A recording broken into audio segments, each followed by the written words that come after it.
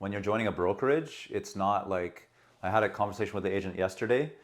He's thinking of switching brokerages, and he's saying like, oh my God, like EXP is wow, you guys are, you know, like some of the top agents in the field, or what are you doing? What is the secret sauce? And I said, well, I mean, it's not like you're just going to join a brokerage and all of a sudden you get, you know, 8 clients at your doorstep ready to, you know, sell and buy. Like you still got to, you know, work hard and put in your energy and effort. It's not quite that straightforward. So, I mean, you just have to use the things that are in front of you, right? You have to actually take advantage of the things that you need to utilize.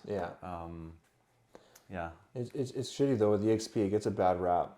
You know what I mean? Like it does get a bad rap in some senses. Like I think if you have like no bias and you look at you know, the real estate landscape objectively, like EXP is one of the best brokerages you could possibly be with, right? Like, but it gets a bad rap because people come in and they just go heavy on the recruiting and this and that, right? And they kind of give it people kind of a shitty taste for it, right? Like you know from experience, like we have, you know, I have buddies that are agents and I talk to them about it and like, oh, like it's a pyramid scheme and this and that. It's just like that's the first thing that comes out of their mouth without even asking questions into the, you know, what's under the hood with what's going on with the business, right, or with the company. So, you know, I think there's a lot of good kind of brokerages though that are kind of adopting or emulating the same kind of ways of doing things. Like Real is good, right, but EXP, like aside from those two, I don't know who's innovating more. KW does a little bit too. Yeah,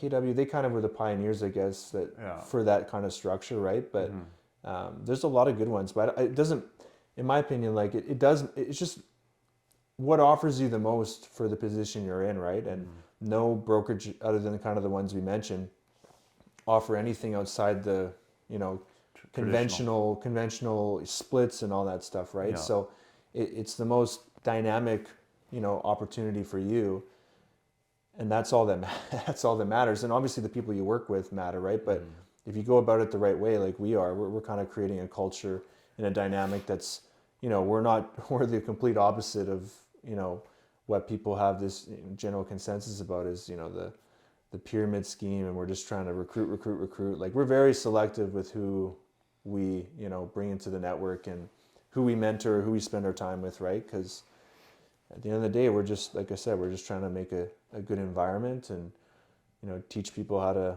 do the right things and make money and build their business, right? So a brokerage doesn't give you leads and business and all that. What you're really joining is the people, the network. That's really what makes a difference. You know, if you want to sell more in Vancouver, then you should probably, you know, join with a team or get sponsored by a team that deals more with Vancouver.